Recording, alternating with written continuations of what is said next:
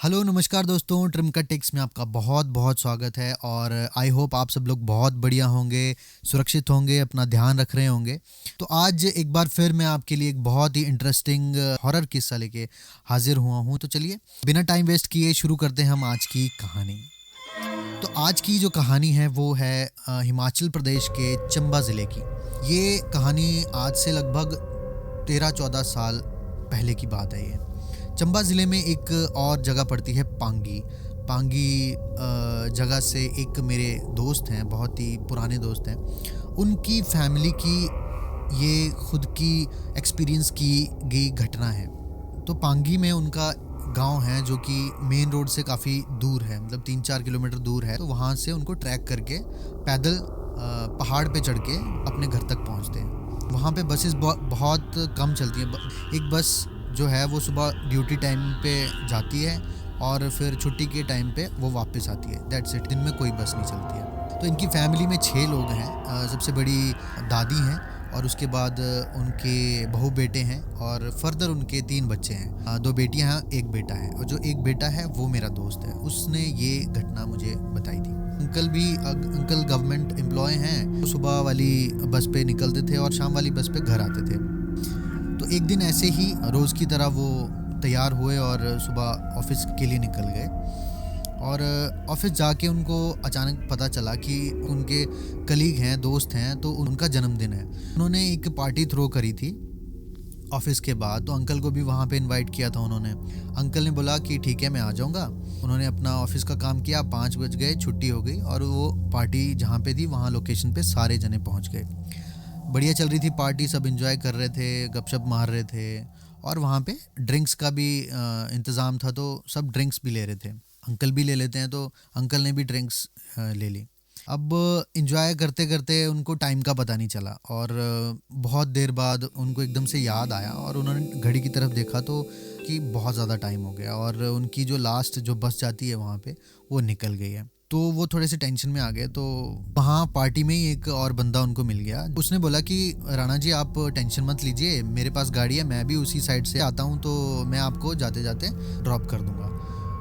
तो अंकल ने बोला चलो ये भी बढ़िया हो गया, मुझे जाने के लिए लिफ्ट मिल गई और कंपनी मिल गई।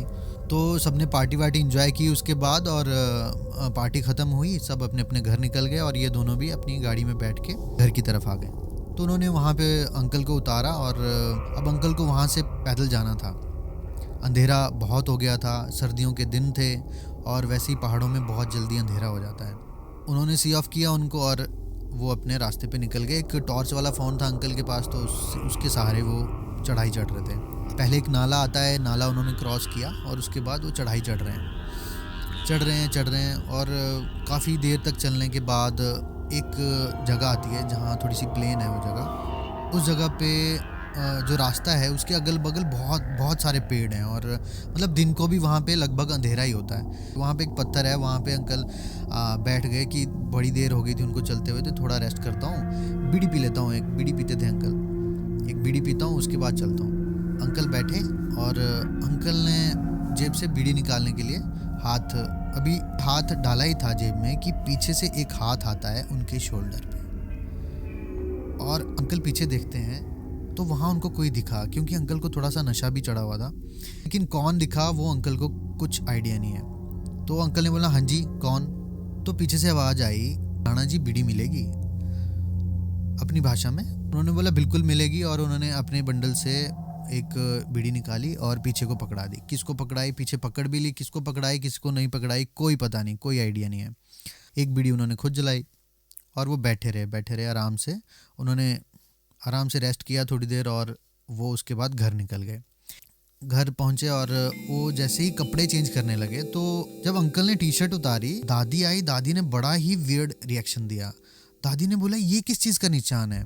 तो अंकल बोले कैसा निशान। बोलती तेरे कंधे पे हाथ का निशान कैसा है। अंकल ने बोला हाथ का निशान। और उन्होंने फिर शीशे में जाके देखा तो सच में शोल्डर पे हाथ का निशान है। फिर उन्होंने बताया कि ऐसा ऐसा हुआ कि मुझे कोई मिला था। उन्होंने जो भी स्टोरी थी वो बताई।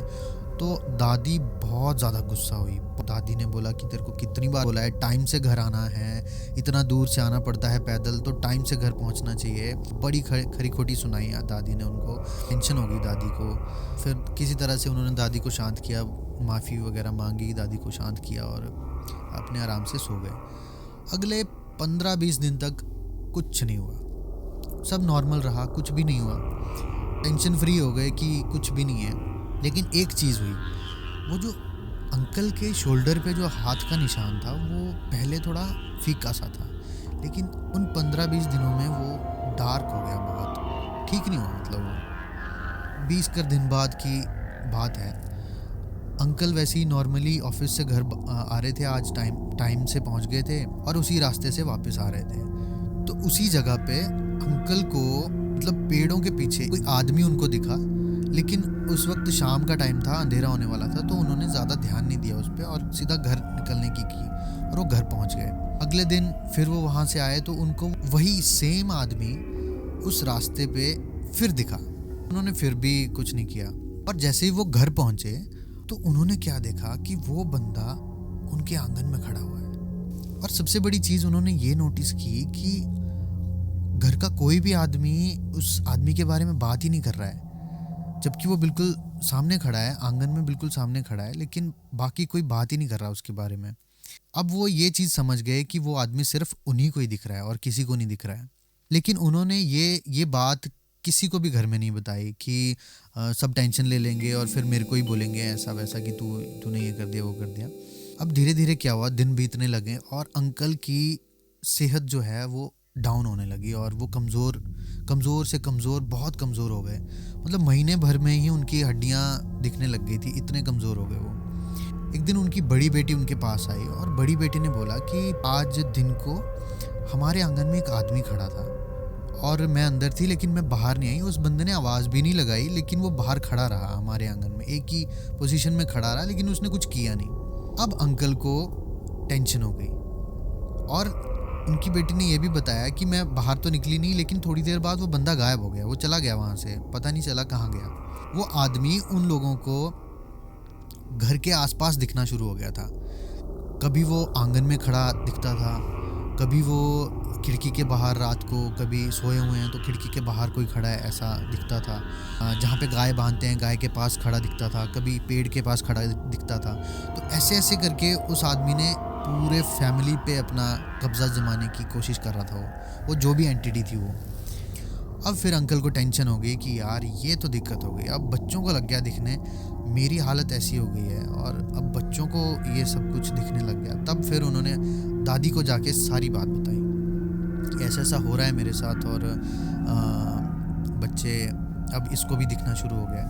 दादी ने क्या किया, उनके गांव के ही एक पंडित कह लीजिए जो इन सब चीज़ों का इलाज करते थे, तो उनके पास लेके गई अपने बच्चों को और सारा परिवार ही उनके पास गया और उन्होंने सारी कहानी उनको बताई कि ऐसा ऐसा है। तो पंडित जी सब समझ गए और पंडित जी ने एक ही बात बोली कि ये जो चीज़ है इनको ऑब्जर्व करती रहती थी कि ये कब आता है कब क्या होता है, और मौका ढूंढ रही थी कि कब ये इन पे हावी हो जाए, और उसको एक दिन मौका मिल गया और ये हावी हो गई इन पे, और अब ये धीरे धीरे पूरी फैमिली को अपनी चपेट में लाना चाहती है।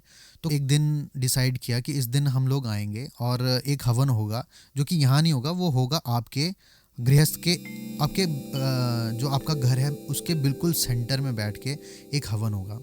पंडित जी ने उनको पूरा सामान सब कुछ लिखवा दी और उनको बोला कि इस दिन आपने ये सारा सामान लेके आना है, इतनी इतनी ही क्वांटिटी होनी चाहिए, ख़त्म नहीं होना चाहिए, कम नहीं होना चाहिए सामान। और उन्होंने एक धागा सबको अभिमंत्रित करके दे दिया और उसके बाद वो आदमी उनको उसके बाद भी दिखता था, ऐसा नहीं था, उसके बाद भी वो दिखता था, लेकिन वो घर से थोड़ी सी दूर दिखता था। और वो दिन आया जब हवन करना था, तो पंडित जी ने 2-3 बातें उनके परिवार को पहले ही बता दी कि ये जो हवन है ये बहुत इम्पॉर्टेंट है और इसमें आपके परिवार के सारे सदस्यों को बैठना पड़ेगा। हवन कभी तक भी चल सकता है, पूरी रात भी चल सकता है, और पूरी रात में आपको इस हवन से उठना नहीं है। ये उन्होंने परिवार वालों को बता दिया और ये भी बता दिया कि 50-50% चांसेस हैं कि आज या तो ये एंटिटी यहाँ से चली जाएगी, हम इसको भगा देंगे, या तो ये आपके परिवार में से किसी एक को ले जाएगी। पूरी पूरी हमारी कोशिश रहेगी कि ये ऐसा कुछ ना कर पाए। तो उन्होंने एक चीज़ और बता दी कि आपको आपका ध्यान भटके, आपको यहाँ से उठने को आप मजबूर हो जाएं, ऐसा करने की ये एंटिटी पूरी पूरी कोशिश करेगी, लेकिन आपने इस चीज़ का ध्यान रखना है कि आपने इसकी बात नहीं सुननी है, अनसुना करना है, क्योंकि ये सिर्फ आपको भटकाने की कोशिश करेगी, उसके अलावा ये कुछ नहीं कर सकती। उनका हवन शुरू हो गया, और जब हवन शुरू हो गया वो आदमी उसके बाद उस घर के बिल्कुल चारों तरफ घूमने लगा। वो एंटिटी जो थी वो उनको उस घर के इर्द गिर्द दिखने लगी। उनको दिख रही ज़रूर है, लेकिन वो उठ नहीं रहे वहाँ से। कभी बाहर से चिल्लाने की आवाज़ आती थी, कभी अपने ही किसी टोन की आवाज़ में आवाज़ डाल रहा है, रोने की आवाज़ आने लगी, चीखने की आवाज़ आने लगी, चिल्लाने की आवाज़ आने लगी, और यहाँ तक हो गया कि आज तक वो आदमी उस घर के आसपास घूम रहा था, वो एंटिटी उस घर के आसपास घूम रही थी, लेकिन उस दिन बहुत बड़ी चीज़ ये हो गई कि उसने घर की दहलीज क्रॉस करके अंदर एंटर कर लिया। लेकिन जो पंडित जी थे उनके, वो बहुत ज़्यादा मतलब जाने माने पंडित थे, तो उन्होंने अपनी पूरी कोशिश की, और सुबह 4 बजे तक वो हवन चला। सुबह 4 बजे तक वो हवन चला, और उसके बाद रोने की आवाज़ें उनको आई।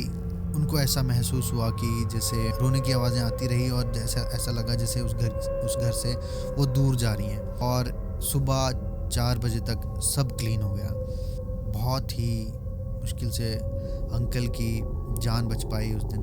उसके बाद से वो एंटिटी, वो आदमी उनको दिखना बंद हो गया। बहुत अच्छे तरीके से जी रहे हैं सब। तो ये थी चंबा पांगी की कहानी। एक बहुत ही इम्पॉर्टेंट चीज़ मैं आप सबको बताता हूँ कि ये चीज़ें आपसे बिना पूछे आपके ऊपर ना ये कभी अटैक करेंगी, ना ये कभी आप पे हावी हो सकती हैं।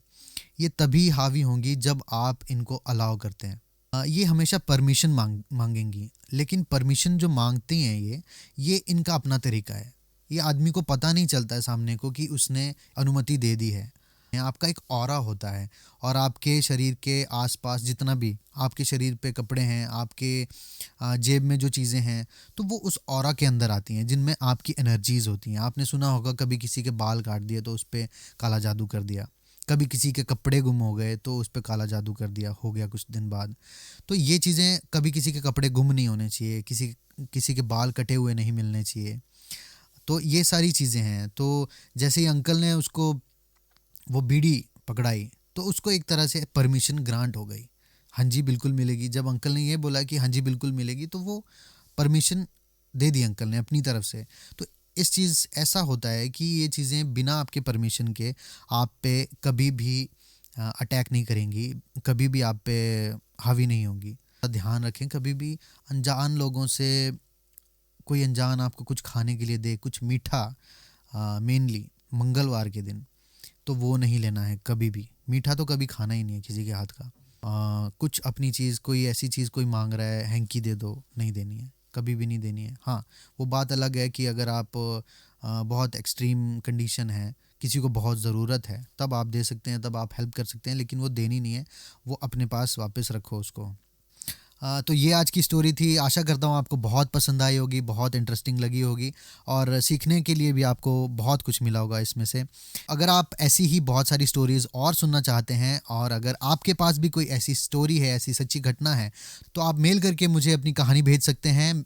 मेल आईडी मैं अपनी डिस्क्रिप्शन बॉक्स में डाल दूंगा।